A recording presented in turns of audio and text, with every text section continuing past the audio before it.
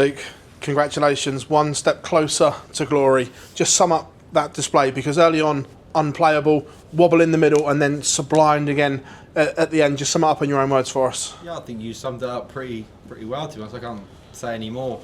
At the start, it was so perfect, and everything felt really good. It was like reminiscent from last year against Ryan Joyce, and unfortunately, I sort of fell off the bandwagon a little bit. So yeah, it was an up and down game, but that start obviously helped me win the game, because Danny was really, really good at the start, and if I would not finish them crucial finishes, then if he's 2-0 up and I'm 2-0 down, yeah, we probably would have won the game 5-3 instead of me. So yeah, as much as it is a bit annoying that it didn't go well in the middle part, that start really did help me out to win the game. What did you say to yourself in that break between the 7th and 8th set? Because you came out like a man possessed, like set one, hitting everything. You were snarling to yourself. You could really see it mean to you. What did you say to yourself in that break? Yeah, I just splashed my face a bit of water and said, I've got to fire myself up. Sometimes the body gets a little bit too relaxed, and I kind of a little bit like I'm pushing. And when I said to myself, it's now or never. You really have to show Danny you're still really wanting to win this, because if I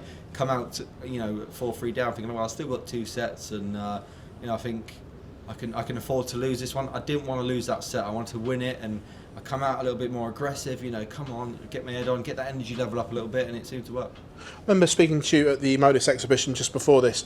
You were talking about creating legacy for yourself, the fact that you've done so much, but it was all about legacy and getting yourself to the very elite. This tournament is hard.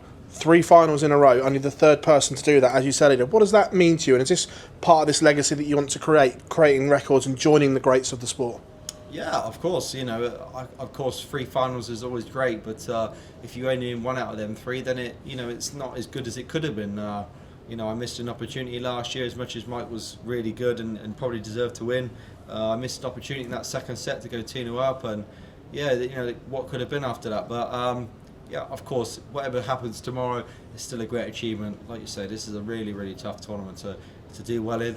Making 3 finals on the trot is obviously amazing for myself, and you want to go on and win it now, and you don't want to make finals and lose them. But I've won the last 3 major finals I've been in, so hopefully it goes well for me tomorrow. If it doesn't, then you have to accept it that you're going to have to lose some major finals, but I feel really confident, hoping that tomorrow goes really well for myself. The fact that you just brought that straight off, I've won my last 3 major finals, is that a positive thought that's locked in your head then, that in finals, Luke Humphries turns up? Yeah, of course. I think the last 3 finals I've played in, they've been good finals. The Players' Championship final was good, and the Masters final was a bit like that. I started off well, and then I come back Johnny come back against me, and then I managed to reel off that last set in good form, and then the Premier League final, which was really good as well. So yeah, of course I'm going to think positively, not negatively. So hopefully tomorrow I can really produce what I did in the first 3 sets more consistently. You're not going to do that throughout the whole game, because it's tough,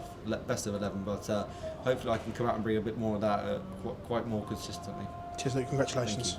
Luke, congrats on the win. You talk about the start of that game really starting like a train. When you're playing like that, you're just sort of hoping that you can continue it for as long as it goes on, I guess? Yeah, you're not really hoping, you just believe it's going to keep going on like that, and then when it doesn't, you're kind of a little bit like, I was so much in a state, I was like fixated, where everything just felt like I can't miss.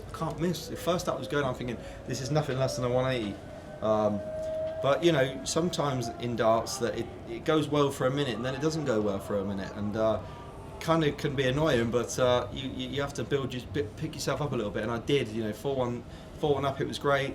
4-3 down, it wasn't going so great, but I managed to I think perform really good in that 8th set. So yeah, that's what sometimes champions do. The memories that you take from winning the final here and losing the final as well tonight, Dedeker, what will you take from those games into tomorrow's final, whatever it is? I don't know to be honest. I think 2 completely different games. When I beat Gezi, I was always in control of that game. Against Mike, I was, except for being 1-0 up, I was never really in control of it. So I know how it feels to be in control and not to be in control. So the only thing I can take from the 2 finals I've had is when I'm in control, I can finish the game off. When I'm not in control, I can still come back, because I was 4-1 down to Mike, managed to bring it back 4-all. So yeah, there's not too much I can take, but I'm an experienced player now. I think this is like, I don't know, off the top of my head, like 13th, 14th major finals. So I'm experienced enough to know that I can cope under pressure. Thank you. Luke, just on that there, you don't even remember how many major finals you've been in. It's a good thing. It is a good thing. Yeah, 2 years ago here when you lifted your first trophy, I remember you saying that obviously I want to win everything, but if it just reached the quarters, that's okay. Yeah. Has that now changed because you made so many major finals? Did you expect to be as successful as you have been? No, I didn't expect it. But you're kind of right.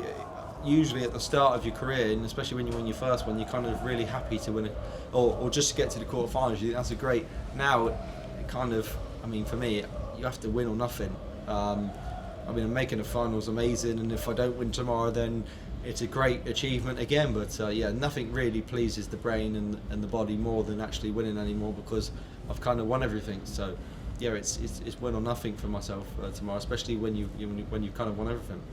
In the final, it'll either be Luke Butler or Johnny Clayton. You've beaten them both in major finals this year. Does that give you an edge psychologically, whoever you face tomorrow? Not particularly. Both fantastic players. Whoever wins the game, it's going to be tough for myself. I know that, and I'm going to make it tough for them. You know, so it's going to be a good game regardless who it is, and both great double hitters as well. So, but I think my starting has been pretty good in patches. So, yeah, whoever that is, may the best man win. It's going to be a tough game for myself, and I'm pretty aware of that. You're not going to play in a major final; it'd be easy for you. Cheers, Luke. Well done tonight. Thank you. Congratulations, Luke.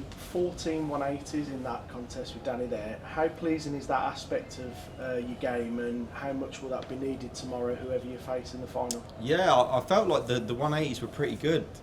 Starting off was good at the start, and then you know, I think a lot of the scoring was a helping hand as well. But yeah, I was quite pleased more with the finishing in certain points than I was with you know, the scoring so much. You know I can achieve them big scores and the big 180s, but the first dart was going in, and that's when I'm dangerous. You know, the 180s are quite good for me when the first dart's going in. So usually I'm quite a big 140 hitter because the first dart's not always in as much, and I managed to recover. But yeah, I'm really pleased with that. Hopefully I can match that tomorrow, because I will need it. And you mentioned that you were a little bit jaded and tired. Just how difficult is it during a tournament to maintain your sort of energy and focus? Very hard. Yeah, I mean, you know, for me, I think I was in the Pro Tour Tuesday, Wednesday, Thursday, exhibition Friday, exhibition Saturday. My own fault, I picked that, but I'm just saying, and then go home Saturday night. I'm away Sunday again for this, and then you're 6 days away. Mentally, I think is what gets you, not the physicality sometimes. And I kind of felt like I've been playing darts for about 2 weeks straight, but one more day is all I need. Just one more day, good night's rest, and one more day of action. And it was your young son's birthday a couple of days ago, wasn't it? How much of a belated birthday present would this be for him? Yeah, he's going to come up tomorrow. You know, he's number one. Darts is number two. It's you know, family is always number one. Darts is second to me. But yeah, it'd be a great belated. I think it'd be quite you know, good turnaround from the fact of, you know, when I won my first one, and I remember he just turned one, and I managed to bring the trophy in to him, and was like, and didn't have a clue. Whereas he'll understand tomorrow. He watches me now on TV, and yeah, it'd be quite a nice circle to come round to. 2 years ago, I won my first, and then I win my ninth. So, but that's fairy tales. They don't always come true. So I'd love to see Rowan you know, celebrate a trophy with me. But we'll see what happens tomorrow. Thanks. To change your